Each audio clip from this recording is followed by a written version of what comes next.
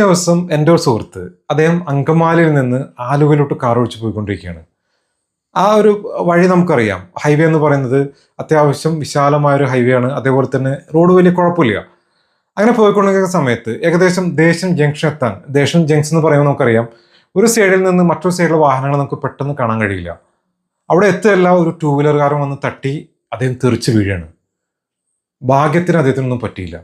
അങ്ങനെ എൻ്റെ സുഹൃത്ത് പുറത്തോട്ട് ഇറങ്ങി വന്ന് ചോദിച്ചു, താങ്കൾ എന്ത് പരിപാടിയാണ് കാണിച്ചത്, ഇങ്ങനെയാണോ റോഡ് ക്രോസ് ചെയ്യുക എന്ന് ചോദിച്ചപ്പോൾ അദ്ദേഹം പറഞ്ഞെന്തറിയോ, എൻ്റെ അടുത്തുനിന്ന് ആൾ പറഞ്ഞത് കുഴപ്പമില്ല താങ്കൾ ക്രോസ് ചെയ്തു എന്നാണ് പറഞ്ഞത്. ഇത് കേട്ടിട്ടാണ് ഞാൻ ക്രോസ് ചെയ്തത്. പലപ്പോഴും നമുക്ക് സംഭവിക്കാവുന്ന ഒരു അബദ്ധമാണ്. വളരെ ക്രിട്ടിക്കലായിട്ടുള്ള മൊമെൻറ്റുകളിൽ നമ്മുടെ കൂടെയുള്ള ആളുകൾ പറയുന്നത് കേട്ടിട്ടായിരിക്കും നമ്മൾ ആ ഡിസിഷൻ എടുക്കുക. അതിൻ്റെ ആ ഒരു പര്യവസാനം ഇതേ പറഞ്ഞ പോലെ വീഴ്ചയായിരിക്കും. ഇവിടെ നമ്മൾ ശ്രദ്ധിക്കേണ്ടത്, ഒരു ഡിസിഷൻ എടുക്കുന്നതിന് മുമ്പ് 1000 തവണ നമ്മൾ ചിന്തിക്കണം. എടുത്തു കഴിഞ്ഞാലോ പിന്നെ അതിനെക്കുറിച്ച് ഒരു മൊമെൻ്റ് പോലും